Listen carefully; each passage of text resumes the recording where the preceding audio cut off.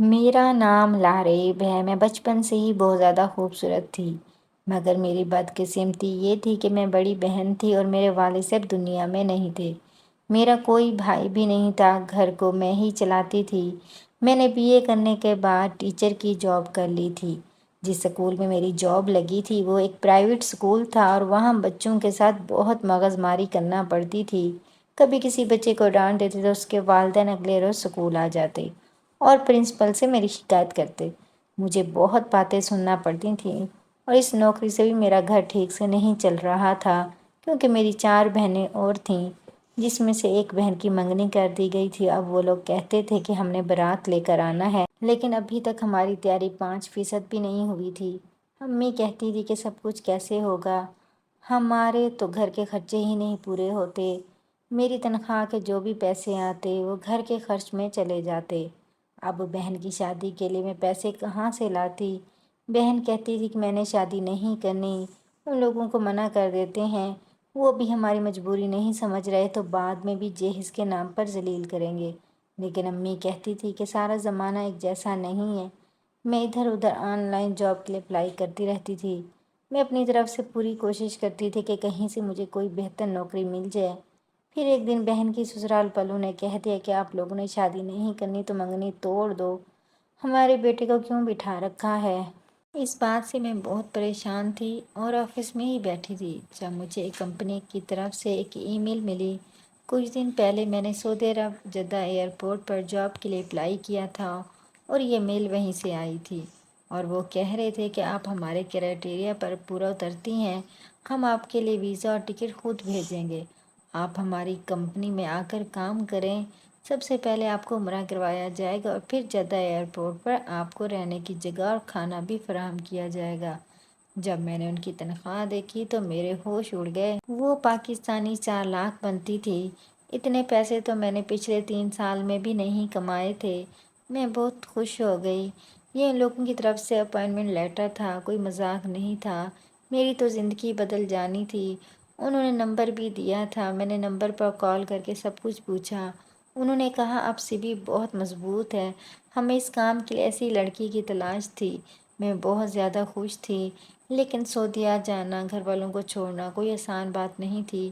گھر جا کر جب میں نے امی کو بتایا تو انہوں نے کہا کہ کوئی ضرورت نہیں ہے گھر سے جانے کی، اتنے بھی ہمارے برے دن نہیں آ گئے کہ تمہیں ہم کام کرنے کے لیے 7 سمندر پار بھیج دیں۔ بندہ پوچھے وہاں پر تم کیسے رہو گی؟ پھر جو خاندان والے باتیں کریں گے ان باتوں کا جواب کون دے گا؟ اکیلی جوان لڑکی کو وہاں بھیج دیا، پیسوں کے لیے پتہ نہیں وہاں پر کیا کرتی ہے۔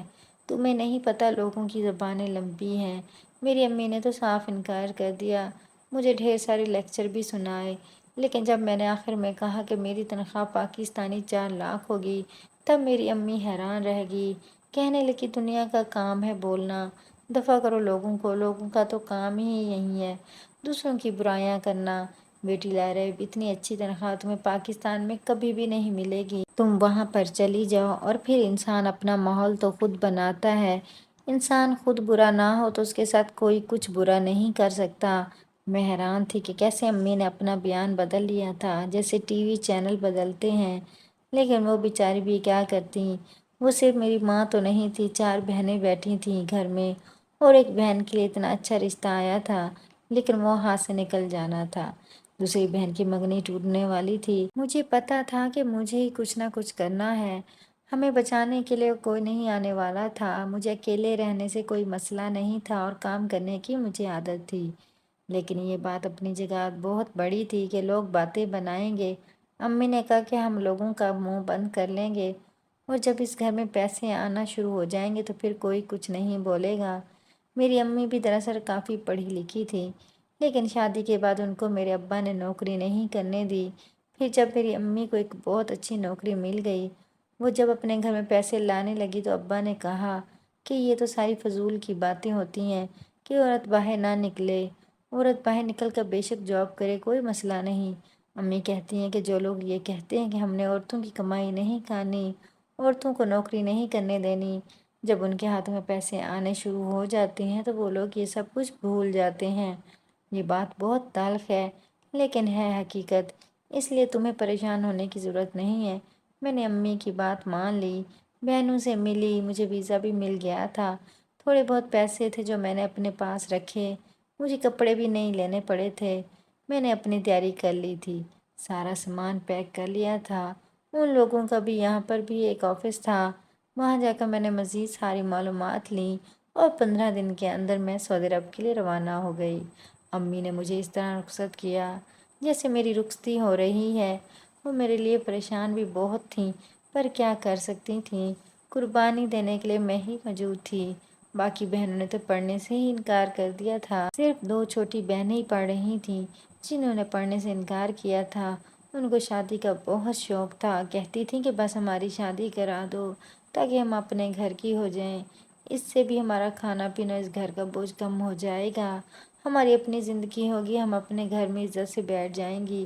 ایک طرح سے بات تو ان کی ٹھیک تھی، لیکن آج کل شادی کرنا کون سا آسان تھا۔ لیکن اگر میں مہینے کے 4 لاکھ گھر بھیجوں گی تو پھر سب کچھ آسانی سے ہو جائے گا، اس لیے میں بہت زیادہ خوش تھی، اللہ تعالیٰ کا شکر بھی ادا کر رہی تھی۔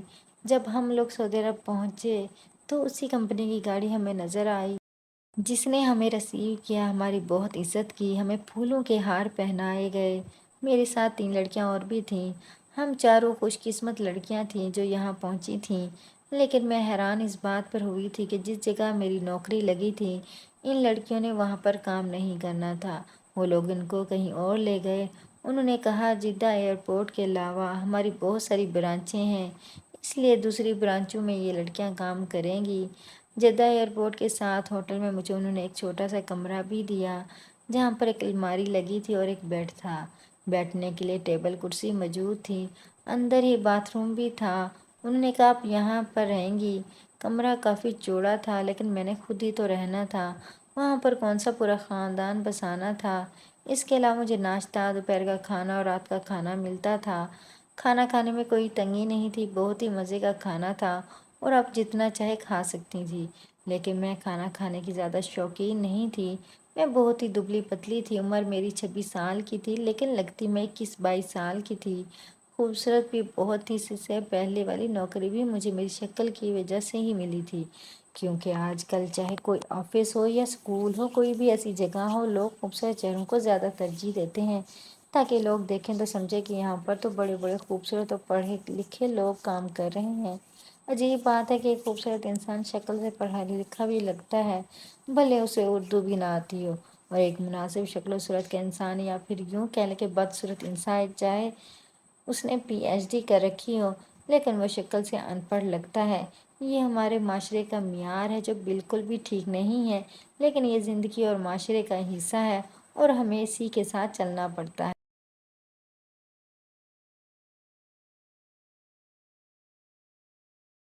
2 ہفتے تک میں نے جدہ ایئرپورٹ پر آفس کا کام بہت ہی آسانی سے کیا۔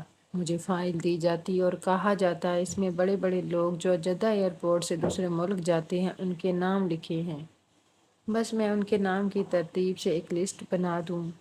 یہ کام تو بہت زیادہ آسان تھا۔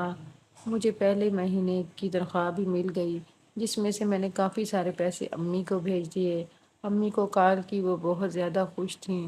انہوں نے کہا کہ آج ہی منی آرڈر ملا ہے اور میں سوچ رہی ہوں کہ تیری بہن کی شادی کے لیے تاریخ دے دوں، لیکن پھر تو واپس کب آئے گی؟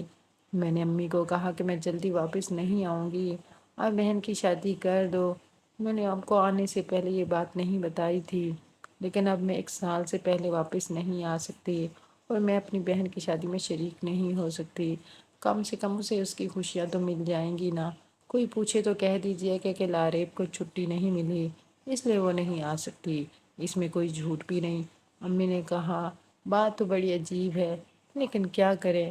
میں نے کہا آپ یہ پیسے شادی کے لیے رکھیں، اگلے مہینے میں پھر بھیجوں گی۔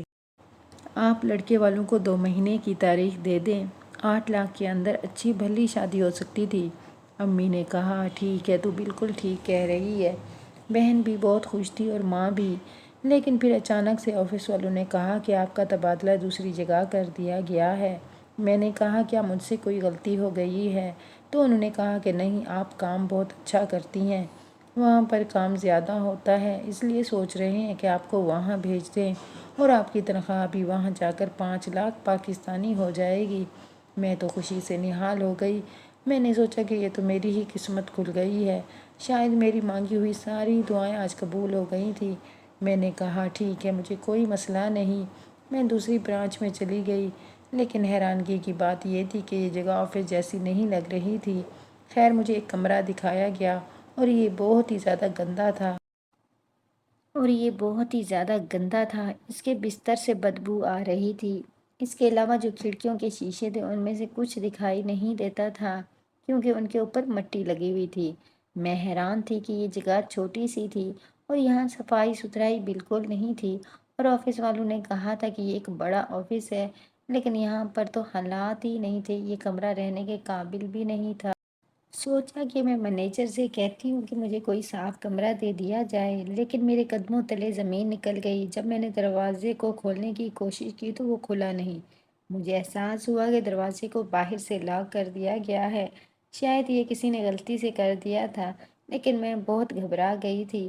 میں نے دروازے پر دستک دینا شروع کر دی کہ میں یہاں پر ہوں، مجھے کھول دو۔ میرے دل کی دھڑکن بہت تیز ہو گئی تھی، مجھے بہت ڈر لگ رہا تھا، لیکن تھوڑی دیر کے بعد دروازہ باہر سے ہی کھلا اور ایک شخص آیا۔ میں نے کہا کہ مجھے یہاں پر کس نے بند کیا تھا؟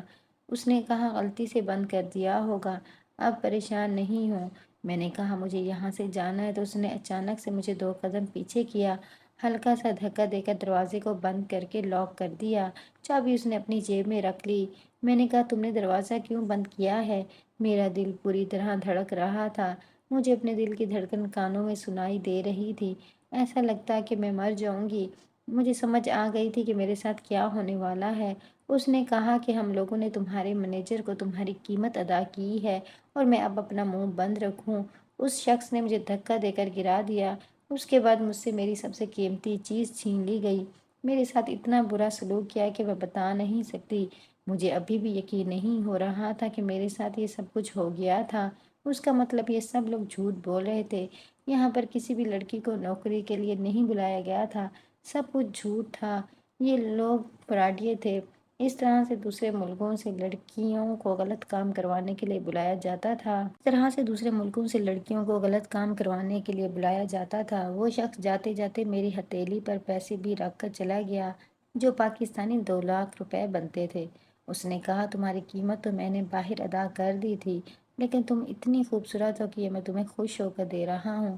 اگلے ہفتے میں دوبارہ آؤں گا، تمہارے پاس ہی آؤں گا۔ ویسے میرا نام شکیب ہے۔ مجھے اس کی باتیں سنائی نہیں دے رہی تھی، میرے کانوں میں جیسے کسی نے گرم گرم سیسا ڈال دیا تھا۔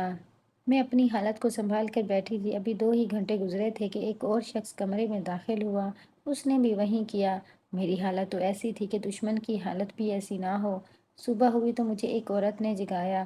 اس نے کہا یہ لو تمہاری آج کی کمائی۔ اس نے مجھے کچھ پیسے دیے۔ میں نے کہا کہ تم لوگ میرے ساتھ یہ سب کیوں کر رہے ہو؟ اس نے کہا کہ تم جیسی پاگل لڑکیوں کے لیے تو ہی یہ سب کچھ ہوتا ہے، جن کو پیسے کا لالچ ہوتا ہے۔ تم صرف ایک آن لائن اپلیکیشن دیکھ کر کسی کی باتوں میں آ کر اپنا ملک چھوڑ کر یہاں آ گئی ہو۔ تم سے زیادہ بے وقوف کون ہو سکتا ہے؟ تمہیں کیا لگتا ہے کہ جدہ ایئرپورٹ پر تم جیسی لڑکیوں کو جاب دی جائے گی؟ پاگل لڑکی، وہ سب تو ایک ڈرامہ تھا، اور وہاں پر جن لوگوں کی لسٹ تم روز بناتی تھی وہ گاہکوں کی لسٹ تھی کہ وہ سب تمہارے پاس ہی آئیں گے، اور تم نے اس پر اپنے سائن بھی کر دیے تھے کہ یہ کام میں اپنی رضامندی سے کر رہی ہوں۔ لیکن فکر مت کرو، اتنے پیسے تمہیں مل جائیں گے کہ مہینے کے 4 سے 5 لاکھ بنا لو گی۔ اپنے خاندان والوں کو پیسے بھیج دینا، ان کو کہنا میں یہاں پر جدہ ایئرپورٹ پر نوکری کرتی ہوں، وہاں پر کسی کو پتہ نہیں چلے گا، وہ لوگ بھی خوش اور ہم بھی خوش، تمہارا کام بھی چلتا رہے گا۔ میں نے اس عورت کے منہ پر تھپڑ دے مارا۔ میں نے کہا تم کتنے برے انسان ہو، تمہیں مرنے کے بعد دوزخ ملے گی۔ پر وہ ہنسنے لگی اور کہنے لگی کہ میں پہلے سے ہی دوزخ میں ہوں، اور آج تو تم نے میرے منہ پر تھپڑ مار دیا، اب دیکھنا تمہارے ساتھ بہت برا ہوا ہے، تم گھبرائی ہوئی ہو اس لیے برداشت کر لیا، لیکن آئندہ ایسی حرکت کی تو یہ کلائنٹ جو آتے ہیں یہاں، میں ان کو اندر میں ہی بھیجتی ہوں، اتنے آدمی اندر بھیجوں گی کہ 2 دن میں ہی تمہاری روح نکل جائے گی۔ مجھے اس عورت سے بہت زیادہ خوف آیا۔ لیکن میں نے اس سے معافی نہیں مانگی۔ وہ چلی گئی۔ اس کے بعد مجھے وہ لڑکیاں بھی وہیں نظر آئیں جو پاکستان سے میرے ساتھ آئی تھی۔ ان کا کہنا تھا ہمارے ساتھ بھی یہی سب کچھ ہوا ہے، یہ بہت خطرناک لوگ ہیں اور یہ گینگ بہت بڑا ہے، ہم ان کو نہیں روک سکتے، ہماری زندگی اب یہاں پر پھنس گئی ہے۔ وہ سب بھی میری طرح مجبور تھیں، پر ایک نے کہا اچھا ہے گھر والوں کو تو پیسے مل جائیں گے، ہمارے ساتھ کیا ہو رہا ہے کسی کو کیا پتا۔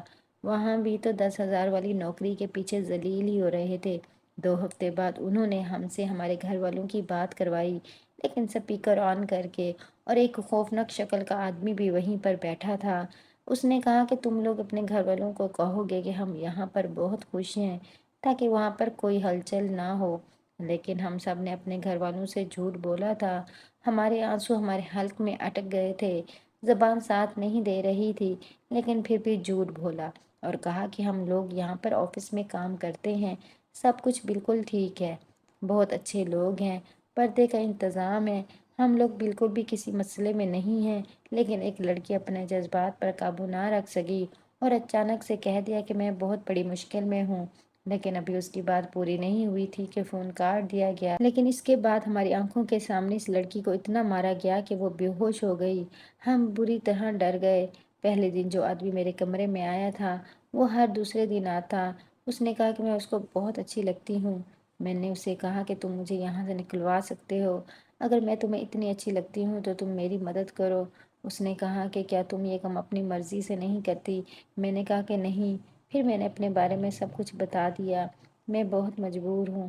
وہ روز میری مجبوری کی داستان سن لیتا، لیکن پھر بھی مجھ پر ظلم کر کے چلا جاتا۔ وہ میری مجبوری کے بارے میں جانتا تھا، پھر بھی فائدہ اٹھا رہا تھا۔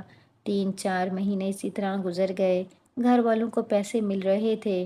ایک بہن کی شادی ہو گئی، دوسری کا نکاح کر دیا، رخصتی 6 مہینے بعد رکھی۔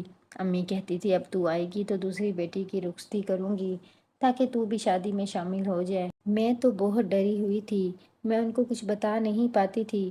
اگر بتا دیتی تو بھی کیا بتاتی کہ ان کی بیٹی کے ساتھ یہ سب کچھ ہوتا ہے، وہ جیتی جی مر جاتی۔ ایک دن شکیب نے مجھے کہا کہ ٹھیک ہے میں تجھے یہاں سے لے جاتا ہوں، لیکن اس کے بعد اگر یہ لوگ تیرے پیچھے آئے تو پھر میں ذمہ دار نہیں ہوں گا، میں کہہ دوں گا کہ میں تجھے اپنے ساتھ لے گیا اور تو بھاگ گئی ہے۔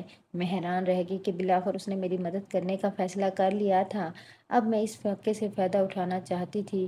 اس نے میرا ٹکٹ اور سارے انتظامات کروا کر مجھے جہاز میں بیٹھنے کا راستہ دکھایا اور کہا کہ بس اب تم یہاں سے بھاگ جاؤ ورنہ ساری زندگی تم یہیں سڑتی رہو گی۔ شکیب بھی پاکستان کا رہنے والا تھا، مگر کام کی وجہ سے کئی سال سے یہاں پر اکیلا رہ رہا تھا۔ اس کی بیوی اور بچے پاکستان میں تھے۔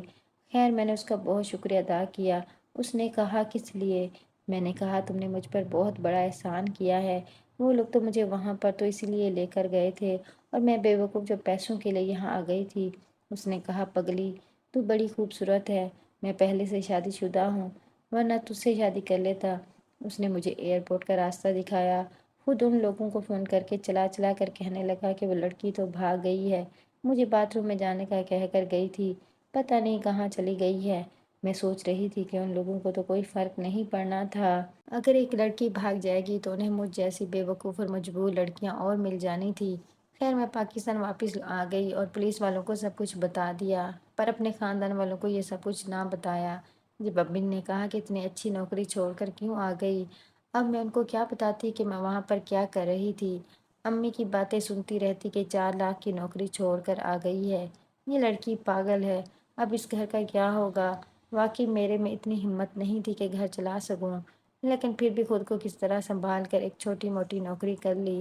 میری امی مجھے پورا دن تانے دیتی رہتی ہیں، لیکن وہ نہیں جانتی کہ میرے ساتھ کتنا برا ہوا ہے، اس لیے میں خاموش رہتی ہوں، ان کو بتاتی بھی نہیں ہوں، مگر وہ میرا دل بہت جلاتی ہیں۔